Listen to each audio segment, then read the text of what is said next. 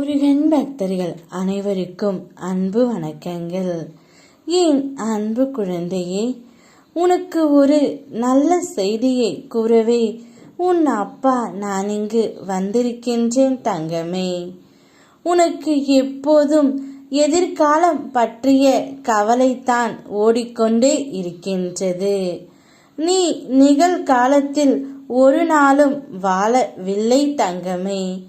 கொஞ்சம் ஓய்வு எடு. உடலுக்கும் மனதுக்கும் ஓய்வு கொடு. எதுவும் சரியாக நடக்காவிட்டால் என்ன ஆகுமோ என்று கற்பனை செய்யாதே. நான் உன்னோடு இருப்பதை அவ்வப்போது நீ மறந்து விடுகின்றாய் தங்கமே. எதிர்மறை எண்ணங்கள் உன்னை சூழ்ந்து கொள்கின்றன. வேல் மாறல் படிப்பதை ஏன் நிறுத்திவிட்டாய்? அதை மீண்டும் படி.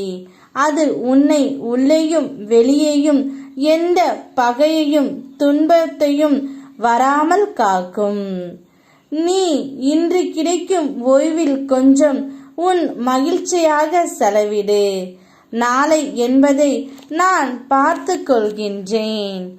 உன் முகத்தை கூட பார்க்க மாட்டேன் என்று சொன்ன உன்னுடைய துணை நாளையே உன்னை தேடி வருகின்றார். அவர் இப்போதுதான் என்னிடம் வந்து கேட்டார். நான் ஏதோ தவறு செய்தேன், இருந்தாலும் என்னால் அவளை மறக்க முடியவில்லை. எங்கள் இருவருக்குள்ளும் பிரச்சனை வந்து கொண்டே இருந்தது. இருந்தாலும் நாங்கள் விளையாட்டாக சண்டை போட்டாலும் அது மிக பெரிய பிரச்சனையில்தான் முடிந்து விடுகின்றது.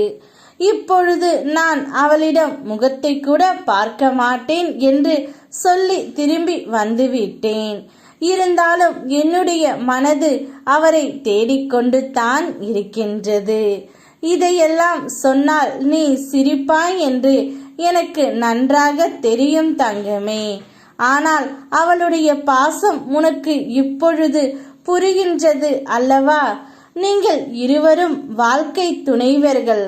நானே எந்த நேரத்திலும் உங்கள் அருகிலேயே இருந்து உங்களை நான் பார்த்து கொண்டு தான் இருக்கின்றேன். நீங்கள் இருவரும் எவ்வளவு அன்பாக உள்ளீர்கள் என்று. அவ்வப்போது சின்ன சின்ன பிரச்சனைகள் வருவது இயல்பு தான் தங்கமே. அதையெல்லாம் பெரிது படுத்தாமல் வாழ்க்கையை கடந்து போக கற்றுக்கொள்.